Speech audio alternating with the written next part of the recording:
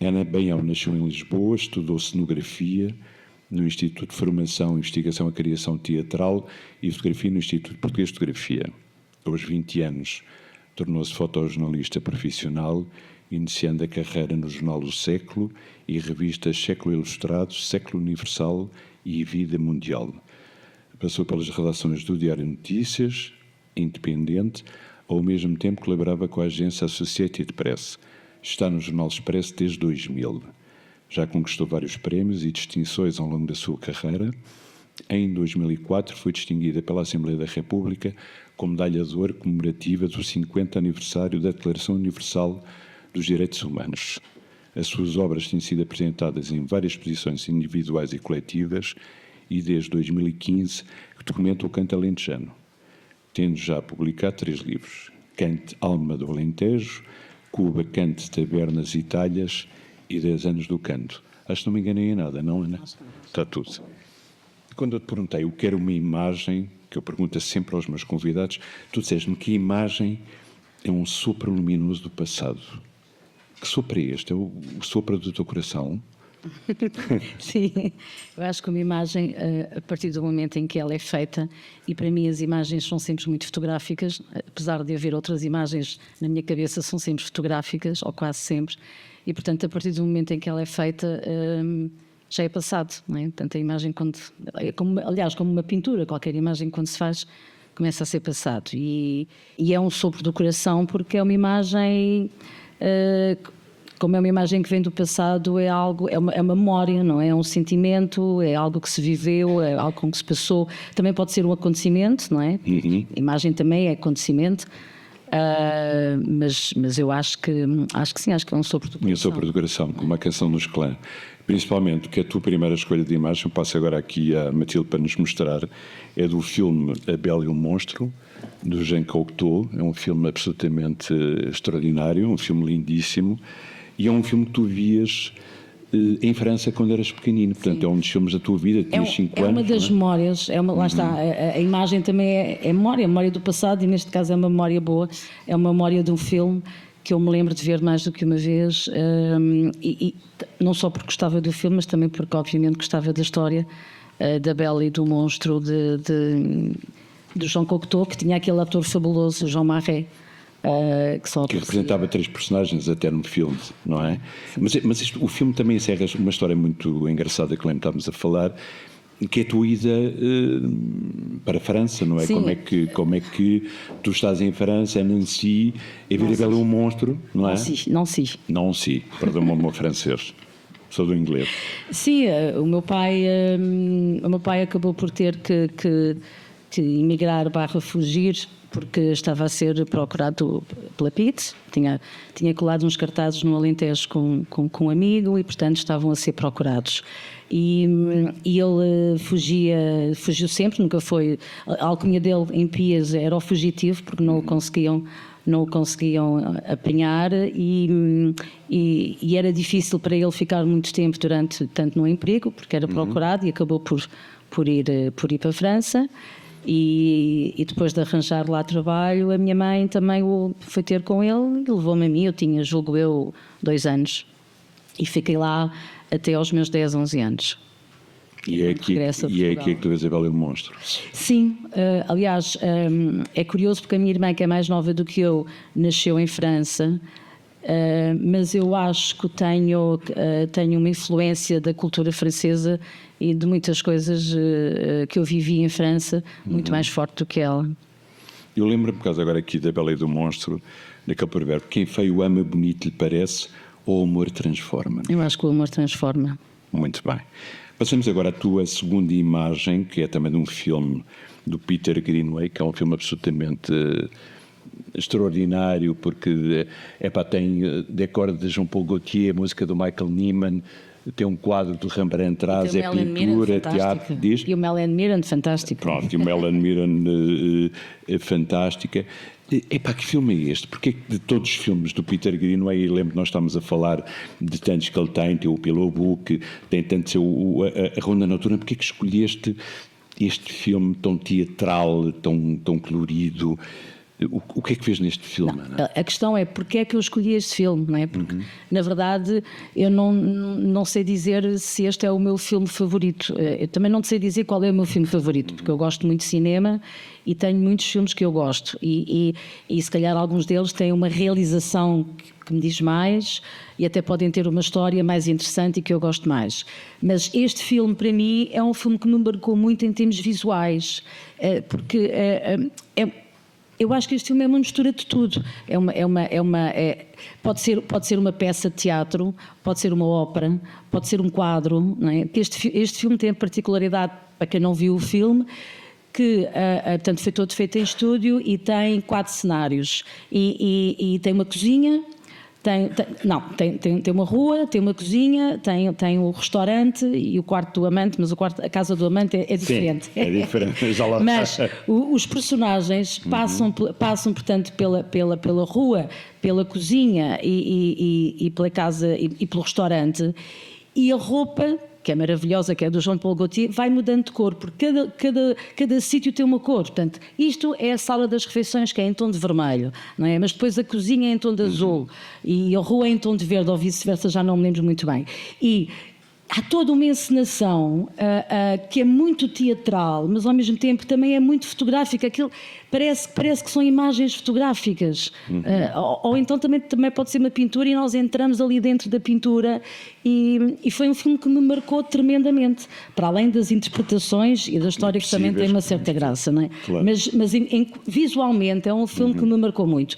Eu vi outros filmes do Greenaway, vi o Drowning by Numbers e o Pillow Book, mas já não teve esse mesmo efeito visual que este filme teve em mim. É mais do que a história, é sobretudo uma questão de facto muito visual. Visual, muito bem. Por falarmos agora em visual, passamos para a primeira escolha das tuas fotografias, esta imagem fantástica do nosso amigo, já estivemos a falar do Helmut Newton, fotógrafo de moda, criado, até que dizia muito de uma imagem sadomasoquista, fetichista, foi muito criticado pelo tipo de imagens que ele criava com as mulheres. Teve uma grande retrospectiva na Corunha, onde está agora a Ana Leibovitz também, e tu escolheste esta imagem que é tirada de um balé de Pina Bausch, não é? Que é da lenda da virgindade, e que uma mulher está a comer... um crocodilo está a comer uma mulher. Eu já estava a dizer uma mulher, porque há bocado nós estávamos a falar, não. E o riso é interessante, porque eu, Ana, já discorremos muito acerca desta imagem, porque tu vais falar, que é o que eu vejo e o que tu vês, sim, que é a ideia... É porque o que eu acho curioso nesta foto, e até tendo sido feita pelo Helmut Newton, apesar de ser por uma coreografia da Pina Bausch e ser uma bailarina, mas o que eu acho curioso nesta foto e que me fez logo lembrar é a história da moda, não é? O Helmut Newton como um fotógrafo de moda, toda a indústria da moda que mata os crocodilos, não é? Para usar a pele, para fazer botas e casacos e chapéus e diabacete. E aqui parece que o crocodilo está a vingar da bailarina, que também pode ser um modelo e que ainda por cima está sem roupa, não é? É como se o crocodilo estivesse aqui a vingar de alguma forma do modelo ou da bailarina que está sempre a tentar usar... Mas o que é que eu pergunto? O que é que tu sentes quando tu vês um crocodilo a comer uma mulher nua? Porque eu não sei, ela pode ser um modelo e um manequim, pode ser uma bailarina, mas tem a ver... Sim, mas é uma mulher. E está a ser comida por um crocodilo, que é um bicho horrível. Não tens uma sensação estranha, não consegues ver nada além da questão da pele e do casaco e das botas? Não. Muito bem. Já lá vamos, mais à frente. E passamos agora desta imagem para o beijo perfeito de Robert Osno, que nós falamos, esta imagem que muita gente pensou que durante muito tempo que era uma imagem que tinha sido captada, mas ele, entretanto, com 2 atores de teatro amador, andou com eles por Paris, deixou estar à vontade e foi captando fotografia atrás de fotografia e deixou ser enamorando no meio da cidade. E, ao mesmo tempo, também vendeu Paris como uma cidade do humor, uma cidade onde se conseguia amar livremente. Porquê é que isto para ti é o beijo perfeito? Ou porquê é que tu vês aqui... Isto para mim não é o beijo perfeito. Então aqui é um dos beijos Aliás, mais bonitos eu não acho que haja beijos perfeitos. Os beijos, era isso que eu te ia perguntar os beijos a seguir. bons são os imperfeitos, não são os perfeitos. Não, daí já vamos discorrer sobre isso. Mas é um beijo muito bonito. Eu escolhi esta fotografia porque das várias fotografias conhecidas que há de beijos, eu acho que esta é a mais bonita. Pronto, acho que é um beijo bonito. É uma fotografia bonita de um beijo, mesmo tendo sido tudo planeado. Eu já tentei fazer fotografias, ao longo da minha carreira já tive que fazer várias fotografias em que uma pessoa produz determinado faz ali uma encenação de uma coisa para ser, de determinado assunto para ser fotografado. E eu imagino que isto não deve ter sido nada fácil. Eles devem ter perdido aqui horas e horas e horas para tirar esta fotografia. Mas que eu acho que está uma fotografia muito bonita. Portanto, acho que é um beijo bonito. Acho que é uma fotografia bonita. Achas que o mundo precisa de mais beijos? Acho. E já deste beijos em Paris? Muitos. Muitos? Perfeitos ou imperfeitos? Não sei, agora vou ficar vermelha. Muito bem. Passamos agora dos beijos para um casal que também se beijava muito, não é?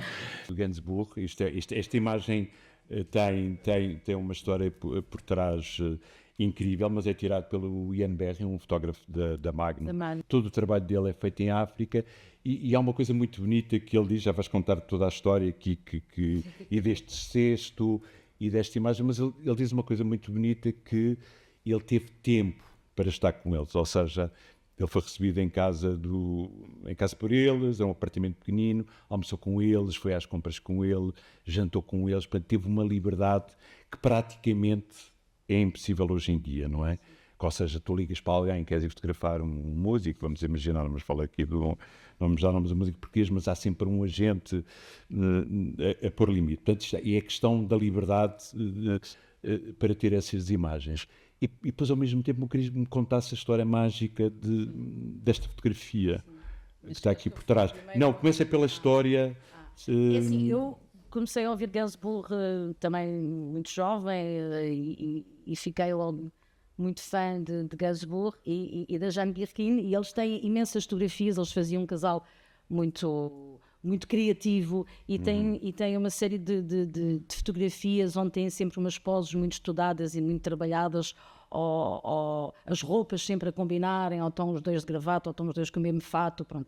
E esta foto, o que eu achei curioso nesta foto é que parece que não há ali uma harmonia entre o casal, não é? Ela está a olhar para um lado, ele está a olhar para o outro. Geralmente as fotografias deles são sempre muito, muito harmoniosas.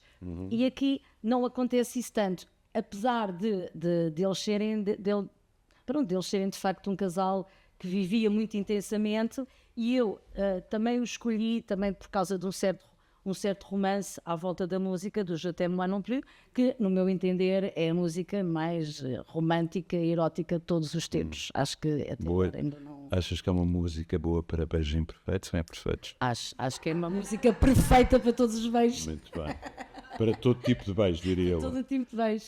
Mas há aqui uma história particular, não é? Esta história é maravilhosa e com certeza algumas pessoas aqui na sala já saberão que é a história desta cesta que foi comprada no Algarve, não é? Portanto, eles vinham de férias para Castro Marim, salvo erro, e a Jane Birkin comprou esta cesta que usou durante vários anos para todo o lado. Há fotografias dela em que ela está com vestidos de lantejoula, portanto devia ir para espetáculos, com a cesta debaixo, assim, no braço, que são muito engraçadas.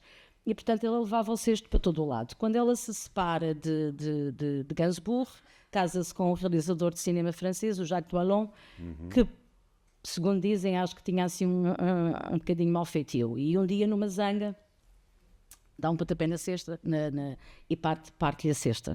E ela tinha que viajar para Londres no dia seguinte. Então pega num saco de plástico e mete todas as suas coisas no saco de plástico e vai para Londres.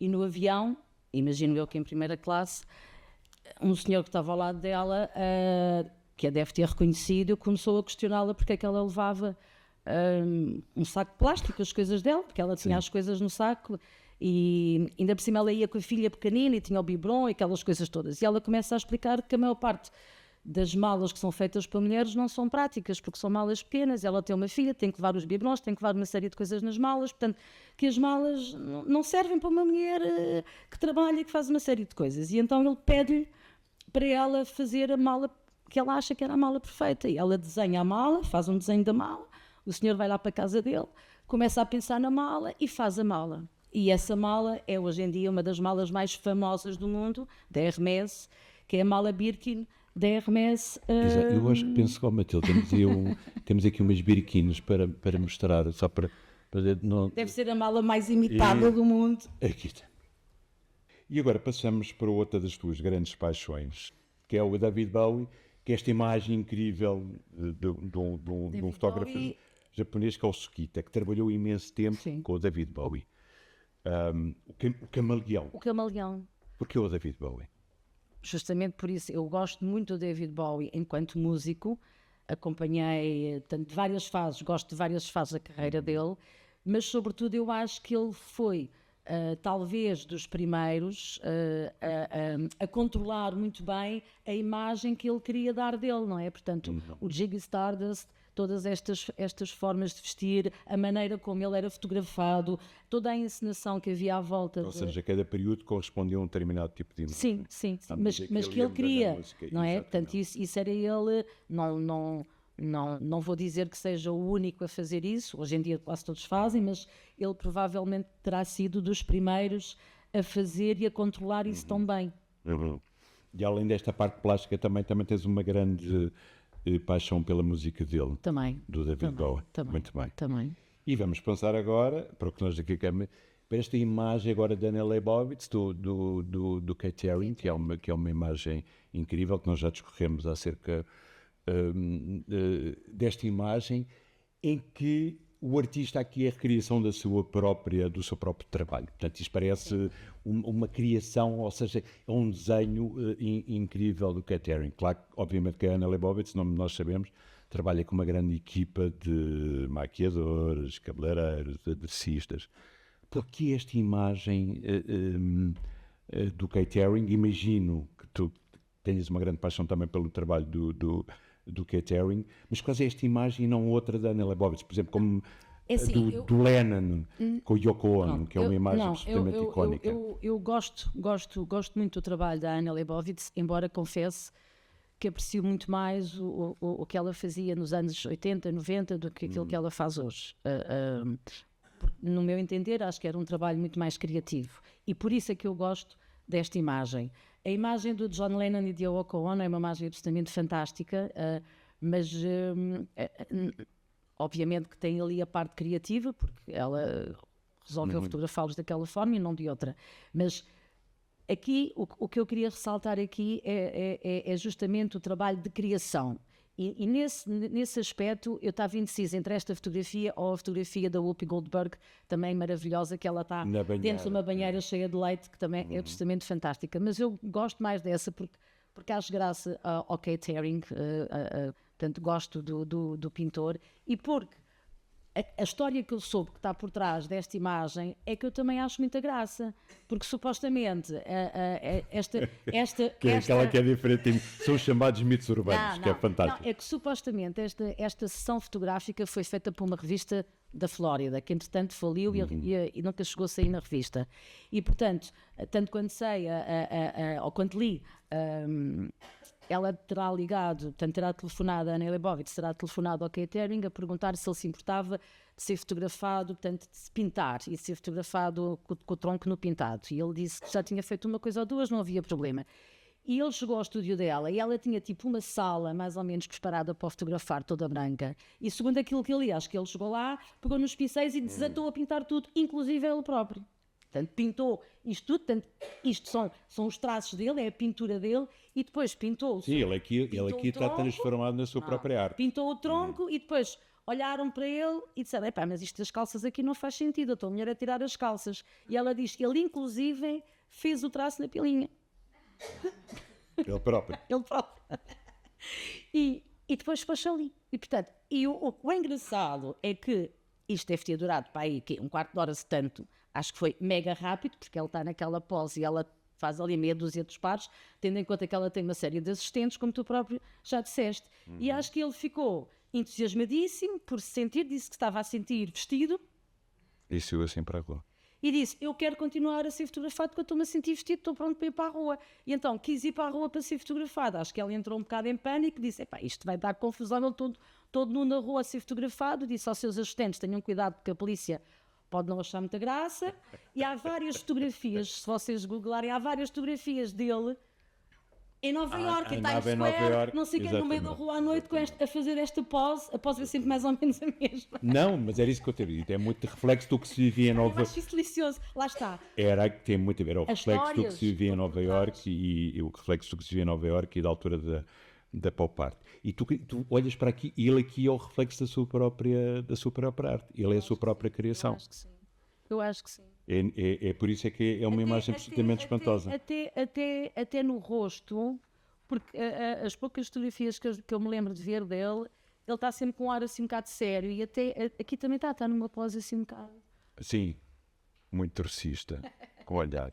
E passamos agora desta imagem para uma imagem incrível, uma imagem incrível de guerra, mas ao mesmo tempo absolutamente horrível, que é a menina na palma. E depois, entretanto, esta imagem também, hoje em dia, encerra uma grande polémica, porque foi fotografada pelo Nick Cat, mas entretanto houve um documentário que vem dizer que não, que foi outro fotógrafo que fez esta imagem. Porquê é que tu escolheste esta imagem de guerra e não outra? Por causa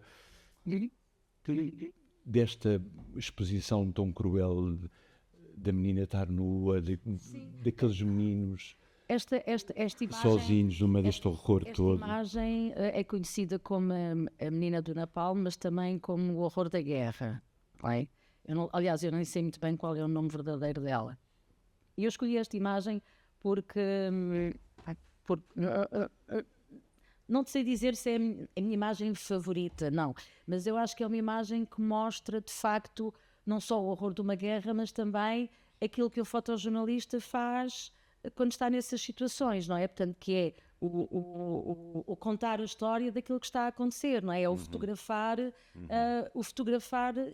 aquilo que tem que ser fotografado e que tem que se mostrar. Portanto, é o poder da imagem. Não é? Eu acho que esta foto é uma foto, enquanto foto de fotojornalismo, é o poder que a imagem tem, de facto, para poder... Achas que os olhos de um repórter fotográfico têm de estar constantemente abertos à procura de algo? Não sei se têm que estar atentos, têm que estar abertos. Não sei se é à procura, mas têm que estar atentos. E achas que tu eras capaz de fotografar uma imagem destas ou guardavas a imagem só para ti, como memória? No teu coração, na tua cabeça? Ou seja, perante uma situação destas, tão horrível, como é que reagias? E porque tem um bocadinho a ver com aquela questão que nós... Como ele reagiu. Pronto, nós tem a ver um bocadinho com aquela questão, lembras que é o repórter fotográfico homem e mulher? Sim. E tu és uma das poucas mulheres repórteres fotográficas, às vezes há sempre aquela questão do olhar feminino e do olhar masculino e da sensibilidade feminina e da sensibilidade masculina. É por causa disto que eu te faço essa pergunta. Tu farias a fotografia? Faria. Eu acho que faria exatamente aquilo que ele fez, que é tirava a fotografia e depois, eu não sei se tu sabes, ele depois viu que a menina estava queimada, pegou nela e levou ao hospital. Mas primeiro tirou a fotografia. Muito bem. E tu tinhas feito o mesmo? Acho que sim. Muito bem. Passamos agora desta imagem absolutamente brutal para outra imagem. Isto é a capa da revista de Expresso, é a Fátima Medeiros. Portanto, é uma senhora que é vítima de cancro de peito. Eu sei que na altura foi uma capa polémica, não é? Se publicava esta imagem ou não, em que a senhora está aqui exposta, mas ao mesmo tempo encerra uma história muito bonita. Portanto, a conclusão desta história é muito bonita. Mas como é que foi para ti, ou seja, já falando da outra imagem que vimos há bocado do Vietnã, como é que foi tu chegares a esta senhora, pensares este trabalho, falares com ela, dialogares com os teus editores, com os teus diretores no Expresso, para teres este trabalho publicado, causou um impacto tão grande? Sim, este trabalho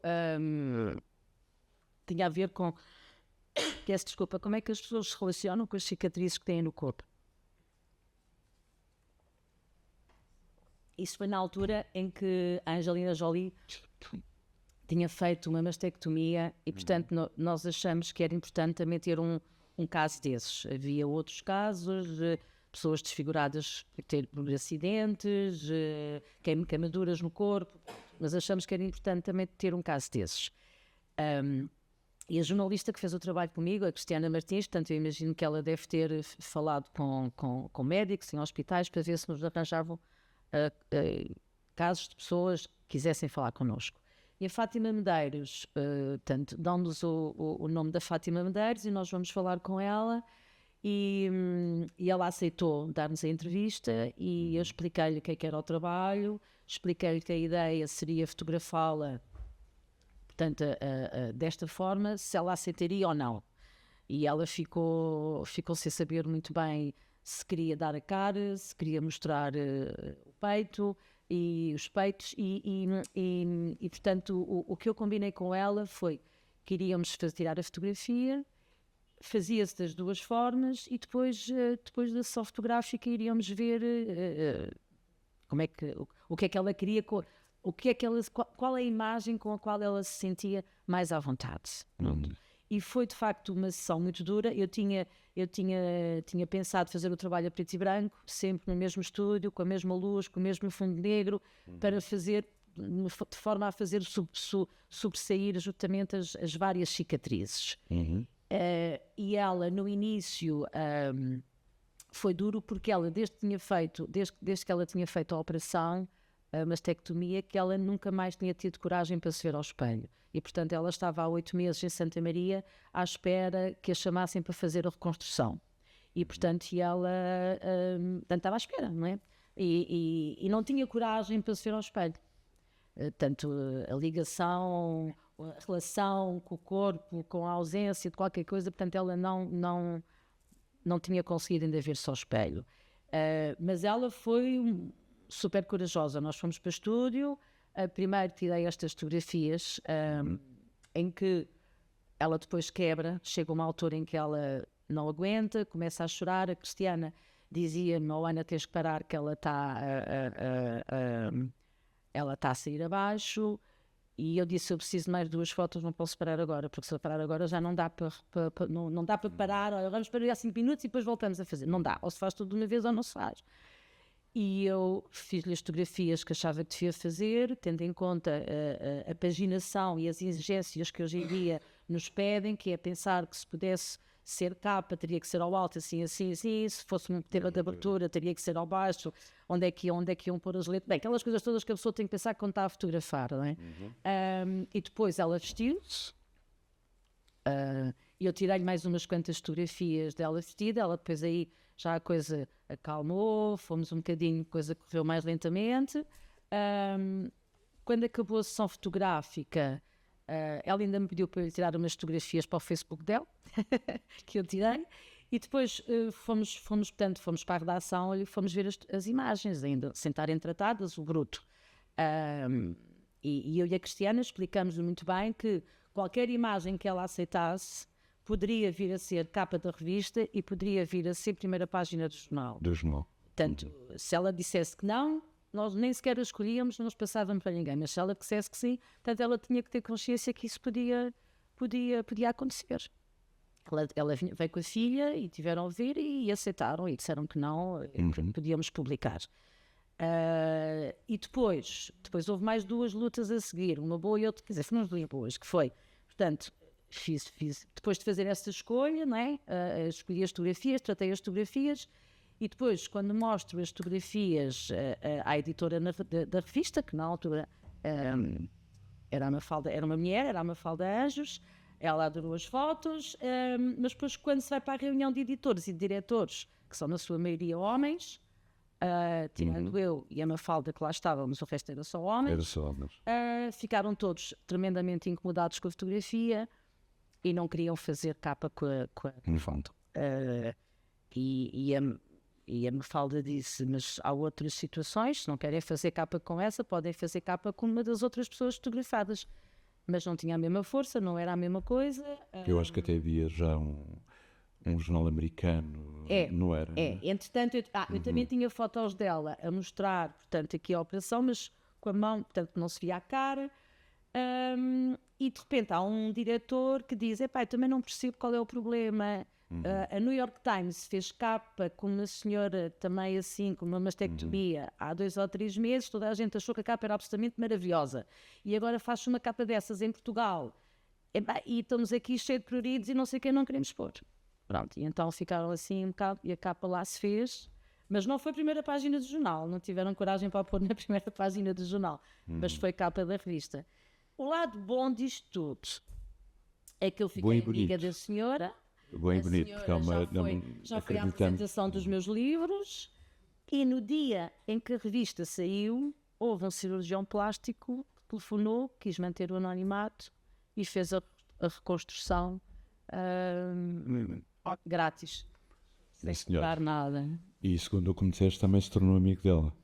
Não, eu é que me tornei amiga dela. Eu pensei que o cirurgião também. O cirurgião não sei. Portanto, ainda acreditas na espécie humana? Claro, depois desta história. Acredito. E diz-me uma coisa, tu tens limites no ato de fotografar? Tenho. Achas que Apesar, pode não parecer, eu sei que eu há bocado quando disse que a Cristiana tinha dito, oh, já cheguei, eu não parei, vão achar, pá, que horror, a Natália sempre atacada. Claro. Eu tenho limites, mas também sei que ela aguentava mais um bocadinho. Se fosse recomeçar não ia dar, mas eu também tenho limites, há situações em que eu não fotografo, ou porque não devo, ou porque me sinto incomodada às vezes com determinadas situações. Por exemplo, eu agora estou a fazer uma reportagem sobre os jovens tiktokers, os jovens tiktokers no Alentejo, em situações de cafés e não sei o que, eu quase não consigo fotografar, não é? Porque são menores, porque os pais não estão ali, eles estão a beber muitas cervejas, como é que eu vou fotografar isso? Não posso, não é? Tem que ser por menores, tem que ser de costas, tem que ser... Mas é por isso é que eu queria voltar um bocadinho àquilo que estamos há bocado a falar. E que era interessante ser uma das poucas repórteres fotográficas mulheres. Tu pensas que há um olhar... Se fosse um homem a fazer isso... Lá está, já percebeste o que é que eu te estou a dizer. Olha... Isto é assim, eu não acho de todo que haja um olhar feminino e um olhar masculino. Não acho. Acho que há situações em que quer a pessoa que está a ser fotografada, quer a pessoa que está a fotografar, se podem sentir mais à vontade, não é? Eu não sei se fosse um homem a fazer este trabalho, eu não sei se a Fátima... aceitaria. Sim, não sei. Acho que tenho dúvidas mesmo de que ela não. Portanto, o facto de eu aqui ser mulher, aliás, sermos 2 mulheres, ajudou. Ajudou. Muito bem. E agora passamos para uma imagem dos teus projetos pessoais do Canto Alentejano. É um projeto pessoal, tu fotografas o canto desde 2015, já tens 3 livros publicados, vais a caminho de um quarto livro, Ana. Antes de falarmos sobre esta imagem. Caminho de um quarto, sendo que esse livro não é apenas um livro de fotografia e é um livro em coautoria, ou seja... Mas sobre o canto também. É sobre o canto, sim. Há um amigo meu que está a escrever um livro sobre o Grupo Coral dos Mineiros de Aljustrel, que é o grupo mais antigo, que fez este ano 100 anos. Portanto, ele está a escrever a história do grupo, portanto, eu estou a fazer a parte fotográfica. Mas esta imagem encerra também uma história muito bonita, porque tu disseste que este senhor Bonacheirão... Faz-me lembrar o meu avô Manel. Te lembra o teu avô Manel que te... Podes contar a história? Eu acho que ele te levava às tabernas quando eras pequenina. Porque a minha primeira memória do cante era justamente acompanhar o meu avô Manel, que eu não me lembro se foram 3, 4, 5, mas lembro-me de o acompanhar às tabernas, onde ele às vezes ia ter com o seu grupo de amigos, e eu devia ter menos de 10 anos, porque eu lembro-me que ele pegava em mim e punha-me em cima de um banco, não é? E, portanto, ele estava ali no petisco e a cantar com os amigos. Pronto. E o meu avô Manel era assim de Bonacheirão, com um ar muito fofinho, muito simpático. E este senhor que está aqui faz-me lembrar o meu avô Manel. Mas é por isso na verdade, toda esta história do canto se resume ao meu avô Manel. E, portanto, esta fotografia, para mim, é uma fotografia, não só que faz parte do meu projeto do canto, mas é uma fotografia muito, muito importante, porque eu vejo sempre ali, sempre que olho para ela, vejo ali o meu avô. lá está o sopro do coração e estás-me a responder à pergunta que eu te ia colocar e que há bocado tínhamos falado, porque é que não fotografas a paisagem lentejana e o canto? Fotografas o canto por causa do teu avô Manel. Sim, e porque também gosto mais de fotografar pessoas do que paisagens. Muito bem. E, entretanto, agora vamos falar aqui de um projeto falhado, mas que não é falhado, que tem a ver com o Timor. E esta história é muito engraçada. Nessa altura, em Timor, e isto é giro, estou aqui, está aqui o Rui também, e nessa altura trabalhámos os dois no Independente, e eu era editor fotográfico no Independente, e havia questão de quem ia a Timor. E tu eras a única repórter fotográfica e eu enviei a Ana porque eu achei que a Ana era a única fotógrafa no Independente que não querendo ofender os outros fotógrafos, tinha a capacidade para fazer o trabalho. Todos os outros, aquilo era o Independente, éramos todos artistas, aquilo era tudo artistas, e tu eras a grande repórter, e foi muito interessante, que até te lembras que até o próprio administrador na altura, o Ana, Sim, Ana tem coragem. Sim. E tem, o Isaías Gomes Teixeira, houve um dia que me chamou lá ao gabinete dele, um texto estranho, pensei, o que é que o Isaías quer? E então perguntou-me se eu me sentia com coragem de ir para Timor. Que aquilo ia ser duro, que ia ser uma experiência muito dura, que ia custar uma pipa de massa para não gastar mal o jornal. É sempre o papel do administrador. Não era tipo. Atenção ao dinheiro. Atenção. Não, tipo, veja lá, Ana, não chego lá e depois não se acovarde e depois vem-se embora e depois não faz. E depois é. Eu acho que foi um bocado o elogio que eu posso fazer à Ana, que eu sei pelos testemunhos do Jorge Araújo, estava connosco, que trabalhou comigo no Independente e depois foi editor da revista de Expresso.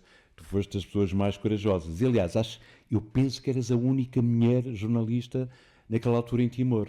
Eu era a única fotógrafa portuguesa. Sim, mas portuguesa, mas não havia nenhuma redatora, ou seja, uma jornalista de escrita mulher, que eu penso, tirando alguma estrangeira. Tinhas a Cândida da televisão. E que experiência foi essa em Timor até chegarmos aqui ao projeto? Foi assim a experiência da minha vida, assim, em termos de reportagem, porque eu fui juntamente com a missão portuguesa, portanto, quando a missão portuguesa vai para Darwin, fomos para Darwin e depois nós íamos entrando, estava uma série de jornalistas ali em Darwin à espera para entrar em Timor, portanto, isto foi a seguir ao referendo, ou seja, o referendo, depois, entretanto, depois do referendo, os indonésios começaram a puxar fogo àquilo tudo, os timorenses fugiram todos para as montanhas e correram com os jornalistas. Houve 4 jornalistas portugueses que quiseram continuar lá, que era o Jorge Araújo, o Luciano Alvarez, o Hermínio, como é que ele se chama, aquele da RTP, que faz aqueles programas de crime agora, que não me lembro o nome dele. Sim, não, perdoa-me também. E era um outro jornalista do Expresso, o Hernani, exatamente. E, portanto, esses 4 jornalistas ficaram lá ainda durante um tempo, até que acabaram por ser corridos. E, portanto, estava tudo, os jornalistas todos em Darwin era ali. E nós estávamos à espera de conseguir arranjar um visto para entrar. E íamos entrando aos poucos. E o Jorge e o Luciano, como eram dos jornalistas que tinham ficado lá, foram logo os primeiros a entrar. Mas tu conheces o Jorge Araújo, sabes que o Jorge Araújo é daqueles, está-se bem, não precisa se preocupar, vai-se resolver. Tal e qual. Não quis levar nada, andava tudo a comprar comida, sacos de cama, porque não havia nada, né? Eles puxavam fogo a tudo, estava tudo a comprar sacos de cama e comida e uma data de coisas, e ele achou que não precisava de levar nada. E entrou com o Luciano, nesse dia à noite, telefona-me a dizer: Ana, não há cá nada, tens de trazer tudo. Assim, tudo como? Não há nada, tens de trazer águas, tens de trazer conservas, tens de trazer sacos de cana. Mas como é que eu vou levar nas minhas máquinas, as coisas, os rolos e aquilo tudo, e vou levar isso tudo? Tem que ser. Então, levei umas 4 ou 5 t-shirts, 2 calças, que aquilo, uma servia de pijama e a outra era para usar durante o dia, e deixei metade do meu material fotográfico no hotel em Darwin. E fui carregada com dois daqueles sacos de plástico enormes, tipo chinês, cheios de comidas, águas e o que era preciso. E para nós comermos durante os próximos tempos, porque a missão portuguesa só entrou muito depois. E eu entro no passado 1 ou 2 dias, entrei juntamente com alguns jornalistas portugueses do Diário Notícias, salvo erro, e uns holandeses e era mais estrangeiros. Portugueses, acho que fomos só nós os 3. Penso que era australianos, que eu lembro de chegaste a dizer. Talvez. E nós entramos, e nesse dia, nessa noite, aquilo tinha recolher obrigatório, portanto às 5h30, quando a noite já ninguém saía de casa, e há um jornalista, já não me lembro qual era o país dele, que resolve ir para uma zona onde não devia, e então cortaram-lhe as orelhas e a língua, e pronto, foi assim uma coisa um bocado desagradável, e a partir daí já não entrou mais jornalista nenhum. Portanto, eu tive ali uma semana em que nós éramos para aí 4 ou 5 portugueses só, até eles depois voltarem a levar outra vez os jornalistas. E não havia nada, não é? Nós dormíamos nas traseiras do Hotel Macota, onde estavam os jornalistas todos, e aí, de facto, via-se bem o poder económico que cada país tem, não é? Porque os americanos e os ingleses até tinham lá umas pessoas que lhes faziam um chá às 4 da tarde, e tinham sofás, e tinham tudo e mais alguma coisa. Não é? Nós, pronto, era uma coisa impressionante. Não, os ingleses. E depois o Jorge Araújo e o Luciano descobriram lá uma casa de um padre colaboracionista que se tinha ido embora, então nós invadimos a casa do padre e fomos para lá dormir. Pronto. E eu, como era a única mulher, eles deixaram-me dormir num estrado de madeira, porque eles tinham que dormir no chão, mas aquele tinha imensas baratas, tenho pavor a baratas, e então eles deixavam-me, tinha assim um estradozinho de madeira, que era onde eu dormia, e pronto, e nós íamos arranjando comida onde conseguíamos. Depois, sempre que sabíamos que os jornalistas entravam, nós dizíamos, tragam comida. Então, sempre que os jornalistas apareciam com comida. E fomos nos aguentando até. Mas foi de facto uma experiência brutal, porque eu nunca tinha. Eu os primeiros dias, se quisesse fazer as minhas necessidades, tinha que pedir a alguém para ir comigo, atrás de um rochedo, porque nunca sabia de onde é que podia aparecer um maluco qualquer com uma arma, não é? Portanto, tínhamos que estar ali sempre grudados, fazíamos tudo sempre para proteger segurança uns aos outros, não é? Claro. Esta reportagem é muito interessante, porque eu penso que é depois deste de grande trabalho de Timor que há duas situações contrastantes. Uma muito interessante, que é ali o nosso querido Rui Ochoa, que está ali atrás da Rita, te convida para ires trabalhar para o Semanário Expresso, se eu não me engano. E outra, este projeto falhado da PT. Sim. Que a PT na altura queria fazer cartões na PT, com fotografias, não é? Cartões que as pessoas para telefonar, não é? E portanto entram em contacto comigo para fazerem uns cartões em que o dinheiro, portanto, iria reverter para Timor, portanto, o dinheiro da venda desses cartões com imagens. Não sei, nunca cheguei a perceber se só me tinham pedido a mim ou se tinham pedido a mais alguém. Mas depois... Pediram a vários. Achas que é importante termos projetos falhados, Ana? Acho que sim. Acho que... Vamos lá ver, neste caso não fui eu que falhei. Foi a PT. Sim, eu quando digo não és tu, é quando dá uma... Exatamente. À última da hora não fazer o projeto. Mas, mesmo enquanto fotógrafa, as coisas não me correm sempre como eu gostaria, não é? Nem sempre consigo ter aquela imagem que eu gostaria de ter. E eu já nem falo tanto em termos de reportagem quando ando na rua, porque isso aí depende de vários fatores, não é? Por exemplo, eu agora andei 5 semanas em campanha eleitoral. Eu tinha que tentar tirar a melhor fotografia de uma situação em que eu tinha 30 microfones à frente do candidato. É isso que eu te ia perguntar. Eu estive a acompanhar a campanha do Ventura e tinha cada televisão tinha 3 equipas. Cada rádio tinha 2 microfones, portanto a quantidade de microfones que às vezes há, portanto, é quase impossível ter uma fotografia limpa, ter uma boa fotografia. Portanto aquilo no fundo para já sou pequenina, tenho que andar ali à luta no meio deles para furar e para conseguir fotografar, porque senão eles fazem uma barreira e eu fico atrás, não vejo nada. E depois é tentar tirar a melhor fotografia possível no meio daquilo. Mas quando eu falo, por exemplo, numa fotografia, num retrato, quando eu vou fazer retratos a alguém, muitas vezes eu penso em fotografar de determinada forma e muitas vezes as coisas não correm como eu imaginei, não é? Ou porque não tenho tempo, ou porque a pessoa não quer, ou porque afinal aquilo que eu pensei não resulta. Ou porque há um agente a dizer que só tens 15 minutos. Ou isso. Há um assessor que só tens 5 minutos e é só naquele sítio. Isso aconteceu-me há 2 dias. Aconteceu-me há 2 dias. Exatamente isso. Fui fotografar um senhor francês, que é o presidente do Relais Chateau, e disseram-me, tem que ser ali naquele cenário. Mas eu não gostei da luz. E disse, isto aqui não dá. Este cenário, a luz não é boa. Não o posso fotografar ali. E levei-o para o outro lado, tirei 2 fotos, disseram, acabou. Disse, está bem. Eu depois, por acaso é interessante estares a falar disso, porque eu depois fiquei um bocado irritada comigo mesma, porque pensei assim, eu às vezes bato o pé e faço, não, tenho que dar mais tempo e tenho que dar... Mas aquilo foi às 9h30 da manhã, eu estava tão cansada porque tinha andado com imenso trabalho, que eu pensei, bem, só vou precisar de uma foto, a foto está boa, pronto. Mas depois fiquei irritada comigo mesma, não foi, na altura, tudo Claro. bem. Mas depois Só pensei, quando tiveste tempo a processar. depois pensei que horror, não, devia ter chateado mais e devia ter batido o pé e ter dito, isto é para o expresso, deixa-me lá fotografar e não sei o quê. Que eu geralmente faço isso. Mas pronto, também tenho os meus dias.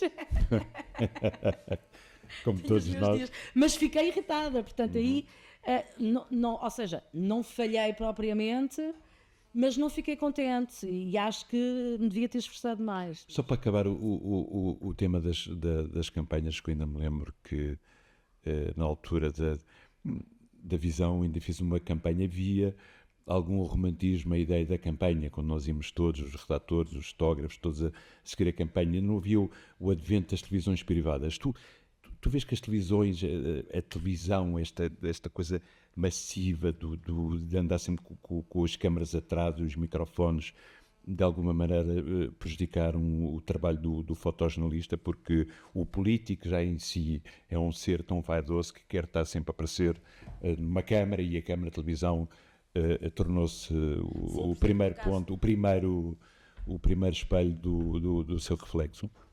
Por exemplo, no caso do André Ventura, que é com quem tenho feito as últimas campanhas, toda a campanha dele é feita para as televisões. Nós estamos lá porque eles não nos podem dizer, olha, vão-se embora, mas aquilo é tudo feito para as televisões. Os seguranças vão assegurar os câmaras de televisão, não é? Portanto, está tudo ali.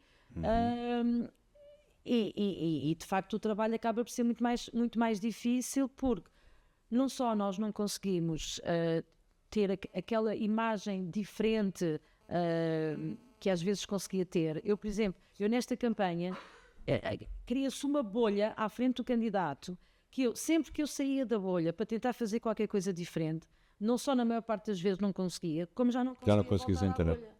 E depois, como as ações de rua dele nunca demoram muito tempo, às vezes quando conseguia já tinha acabado. Portanto, e isto acaba por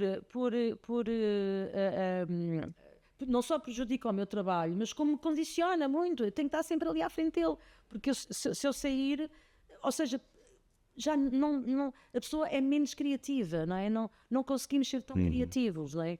Porque as câmaras de filmar, eles têm um aqui, têm outro ali, são 3 equipas, conseguem ter de vários ângulos, mas no caso da fotografia, como somos só uma pessoa, não é? Geralmente é só um fotógrafo, um repórter fotográfico por órgão de comunicação social, isso acaba por ser muito mais complicado e limita muito mais o trabalho, perde-se um pouco da criatividade, não é? No fundo, eu às vezes sinto que estou ali a lutar para ter uma fotografia às vezes menos má, uma fotografia que seja aceitável. Raramente consigo ter assim uma fotografia que eu digo, uau, fantástico. Pelo menos ultimamente eu não tenho conseguido fazer isso. Nem tenho visto assim grandes fotos, pelo menos nesta campanha, nas outras não sei. Muito bem, vamos sair das campanhas para não deprimirmos e passamos esta imagem fantástica da mulher cão da Paula Rego. Sim, não olha já para mim com essa cara, que já sei o que é que vais dizer. Entre muitas imagens da Paula Rego, escolheste esta da mulher cão, que não se percebe, obviamente, que é uma pintura e está projetada, mas ela está com a cabeça apoiada numa almofada, com a boca aberta, os braços têm pelos, é uma figura selvagem, submissa, portanto isto é uma imagem absolutamente incrível, porque ela tem uma série de pinturas de mulheres. Eu vejo aqui a sociedade patriarcal em cima das mulheres, eu vejo aqui uma mulher asfixiada, que não pode falar, que não é livre, que não pode ser independente, que não se pode manifestar. Porque é que tu escolheste a mulher cão? É assim, eu fotografei a Paula Rego uma vez, foi a única vez que a fotografei, quando ela teve uma grande retrospectiva no CCB nos anos 90, E a entrevista foi feita lá no meio da exposição dela. E eu lembro-me que a Ana Marques Gastão, que foi a jornalista que estava comigo, ela queria pôr na sala. E a Paula Rego disse-nos assim, não, não podemos fazer a entrevista aí porque cheira muito mal aí. E nós ficamos assim, cheira muito mal. Sim, cheira muito mal como? Dizia a Ana Marques, não me cheira nada. Não, é que essas bailarinas mijam-se, cheira muito mal.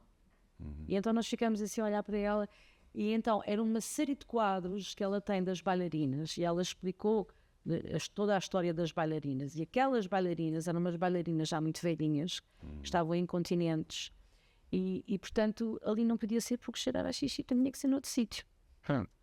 E a Paula Rego, eu gosto muito da Paula Rego porque ela não só consegue pintar estas mulheres que são mulheres frágeis, não é?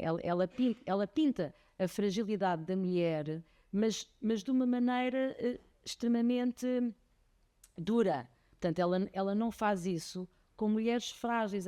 Ela fala-nos da fragilidade da mulher, da submissão da mulher, mas com mulheres que são mulheres fortes, não é? As bailarinas são mulheres fortes, são mulheres têm troncos fortes, têm um pouco como esta, não é? Esta mulher eu acho absolutamente fantástica porque ela está numa posição de facto estranha, mas se nós olharmos para aqueles braços, para aquelas pernas, há toda ali uma força muito grande. E no entanto, ela, o que ela quer falar é justamente isso, não é? Que é a questão da mulher ser completamente subjugada perante um homem que tem mais poder e de ser completamente anulada. Portanto, há aqui uma certa fragilidade. Tu achas que a nossa sociedade ainda é muito patriarcal? Acho que a nossa sociedade é muito patriarcal e mais. Nesta reportagem que eu tenho andado a fazer com os jovens tiktokers no Alentejo, estou-me a perceber que os mais jovens estão a ser pior que os mais... Ou seja, era isso, além da sociedade se manter ainda bastante patriarcal, como é que tu assistes a este aumento da violência sobre as mulheres que está a acontecer? Ou seja, nós abrimos a televisão, lemos uma notícia, seja no Expresso, a Mulher de Notícias, aquela senhora foi violada por não sei o quê, que abateu. E como é que tu vês também nesta nova geração destes miúdos, e como estás a fazer esse trabalho destes meninos que aparecem, deixam crescer o bigodinho, com uma misoginia, como é que tu olhas para isto enquanto... Com preocupação. Enquanto mulher, enquanto repórter.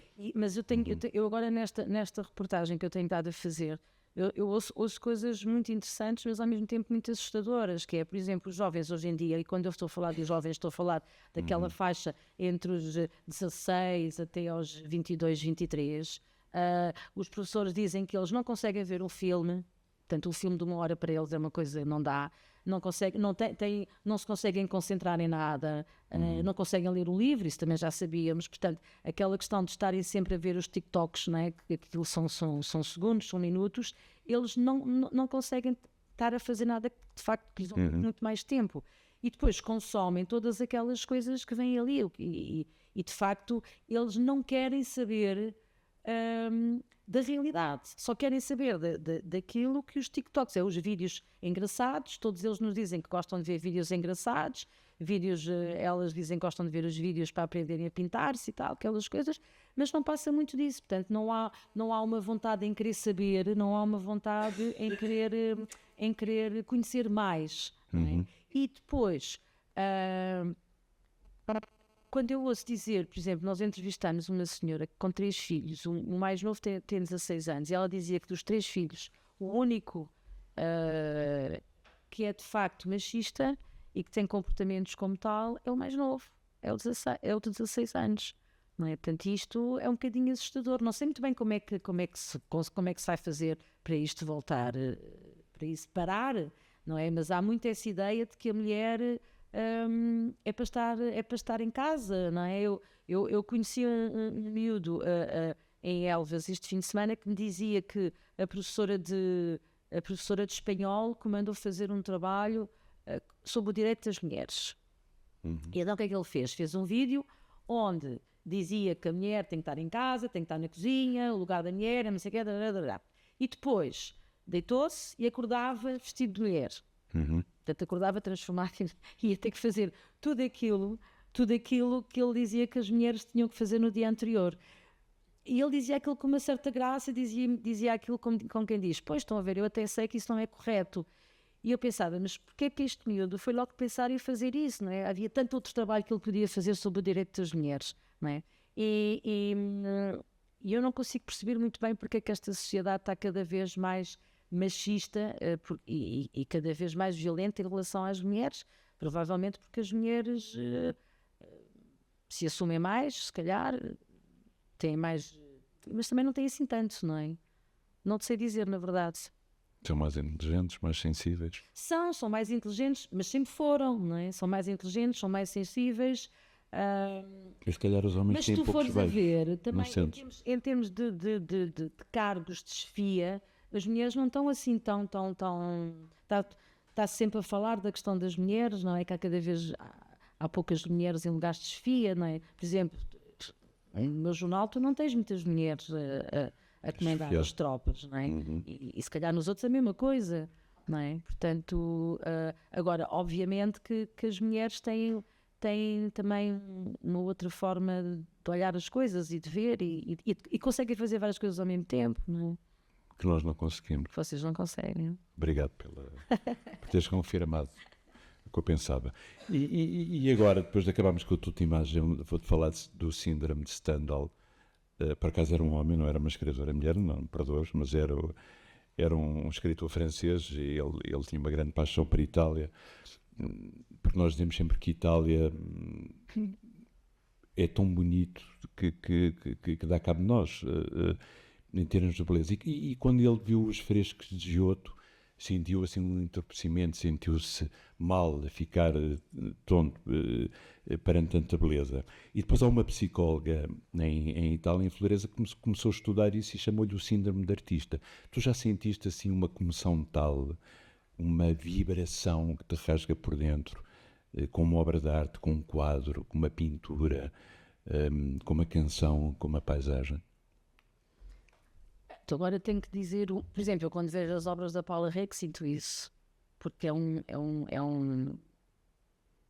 murro no estômago, não é? As coisas que ela faz.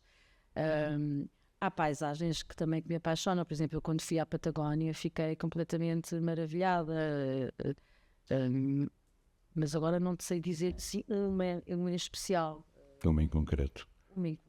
Mas dirias que quando olhas para as obras da Paula Rego sentes isso? Sinto isso quando olho para as obras da Paula Rego, mas quando olho para outras coisas também, não é? Mas agora assim em concreto não te sei dizer. Muito bem. E então qual é o objeto? Qual é o objeto que trouxeste para nos mostrar, que todos os nossos convidados trazem? É um anel. Que é lindíssimo. Queres falar um pouco sobre o anel? Este anel comprei-o... Gosto muito de anéis. E gosto de anéis assim, grandes, ruidosos. Tal como tu, ruidoso e grande. E este comprei-o em Barcelona, numa casa que se chama La Pedrera. Eu sou uma fã do Gaudí, gosto imenso do Gaudí. E sobretudo dessa casa do La Pedrera, porque aquilo parece que tem assim umas... É um edifício que não tem nenhuma parede direita, não é? Aquilo é tudo assim meio arredondado e parece que faz assim umas ondas. E olha, por exemplo, lá está. Agora, Em breve te emocionaste. Eu quando fui pela primeira vez, aliás, eu é raro ir a Barcelona e não ir lá. Agora vou menos só por uma razão, porque aquilo tem sempre filas tão grandes. Pá, que é horrível entrar lá. Mas é um dos sítios em que eu, quando estou lá em cima neste edifício, fico completamente, extasiada. Com a construção da própria casa, do próprio edifício e gosto muito de adoro aquilo. E portanto, como gosto muito de anéis, uma das vezes que eu fui lá, comprei este anel.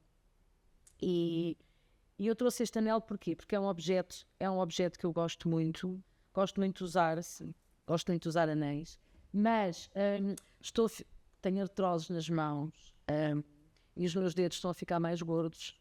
E já tenho uma série de anéis que já não estou a conseguir usar. E isso preocupa-me um bocado, para além da questão dos anéis, porque às vezes estou a Pelo trabalhar, ato de fotografar. estou a fotografar e a minha mão já me dói, já dá às vezes de si, e às vezes penso assim, bem, se fosse mais jovem, se calhar qualquer dia isto ainda me poderia trazer problemas a trabalhar para fotografar, mas de facto já houve alturas em que me incomoda o estar a fotografar.